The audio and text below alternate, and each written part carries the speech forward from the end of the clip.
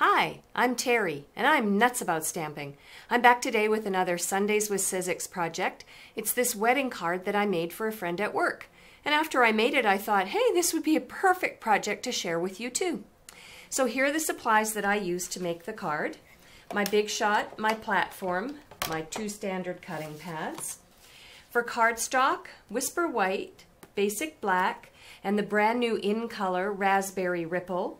Now, if you're going to make this card at home, I would recommend that you look at the colors that are on the wedding invitation that you receive or shower invitation and perhaps match it with that. But since I don't know Courtney's wedding colors, I'm going to use Raspberry Ripple.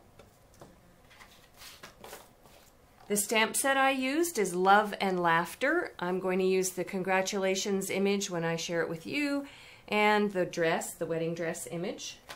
Along with that then, I have Clear Block D and Clear Block B. For ink, I have purchased several of the new firm foam ink pads. They make a significant difference in how beautifully your images ink up. So I'm going to share with you the Basic Black and Raspberry Ripple. My paper piercing tool. Stampin' Dimensionals, snail adhesive. If you have a pack of sticky notes, you might want to grab those. And then I used the Perfect Polka Dots embossing folder and the Labels Collection framelets, and I'll show you which ones I used for this card. I used the 3rd one and the 4th one. And then the last thing I used was the Adorning Accents Edgelet. All right, I'm going to clear off my spot. I'll be back in a moment and I'll show you how to make the layers for the front of the card. The first thing you want to do is to ink up your dress image using the Basic Black ink pad. Again, it's the new firm foam pads, and then stamp it down sort of on the center of your Whisper White cardstock. I'll have the dimensions over on my blog. I'll clean that in a little bit. There we go. No high spots or low spots on the images anymore because of the firm foam. Wonderful. And then I'm going to bring in my Big Shot, and I'm going to die cut out the dress. And you want it, your sandwich is the platform on the very top, bottom standard cutting pad, your dress image, and your Labels Collection framelit that fits around the dress. Kind of adjust it a little bit. There we go. Top standard cutting pad. Now I had a friend this morning who was at my Raleigh Techniques Club. She asked me, how do you prevent your framelits from slipping after you put them down on your cardstock?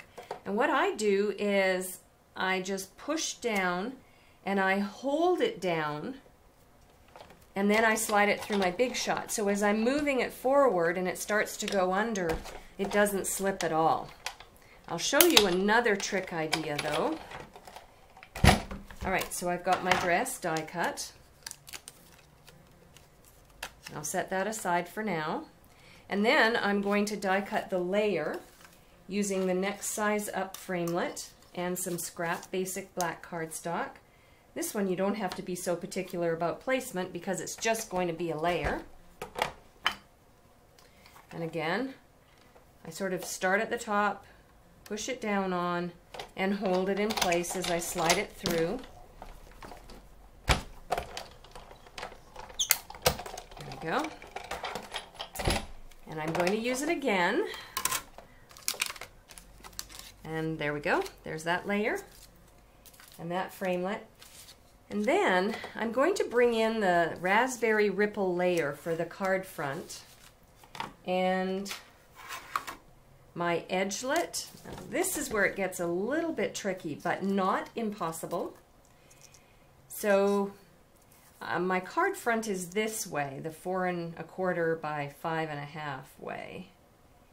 So I'm going to lay this on, and then it's always good maybe to bring back in this layer and make sure that you have enough room for it on top. I do. I'm going to adjust it a little bit. Then I'm going to bring in a sticky note and adjust it one more time. And then I'm going to, whoops, it's hard to do it when you're filming yourself. I'm going to sticky note it down like so. And then you want to just make sure that it's at the very edges of your top or your bottom standard cutting pad. Because if it's overlapping and you go and run it through, it's either going to bend your edgelet or it's going to stop and slide on your cardstock. And again, press it down, hold it in place. Just have to be careful, be gentle, be patient, and then run it right through. The sticky note holds it in place. There we go. All right, I'm going to set this bottom piece aside for now, and then I'm going to take off my edgelet, and then this becomes the top of my card. So I want to emboss it with the Perfect Polka Dots embossing folder. So I've got my platform on tab 2, my Perfect Polka Dots embossing folder, the bumpy part, the rough parts on the bottom, put my Raspberry Ripple cardstock inside,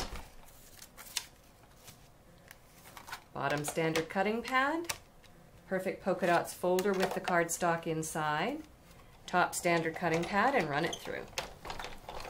And then we are finished with all the layers for the card. And I'll just talk you through the rest of the card. So let me bring in my original.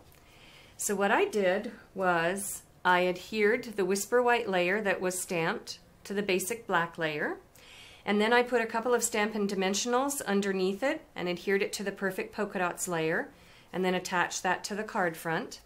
I separated down the bottom part of the Raspberry Ripple layer. I stamped it with the congratulations that I inked up using the basic black ink, and then adhered that flat.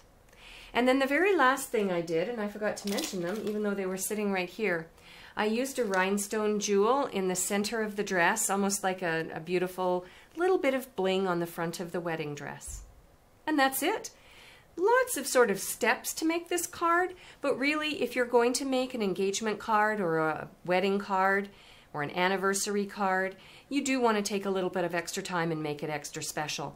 I want to thank Tammy, who's another Stampin' Up! Demonstrator. She was the one that gave me the inspiration for this card, and I added my own little twist to it to make it my own. For a complete listing of the supplies and the measurements that I used to make this card, please visit my blog, www.nutsaboutstamping.com.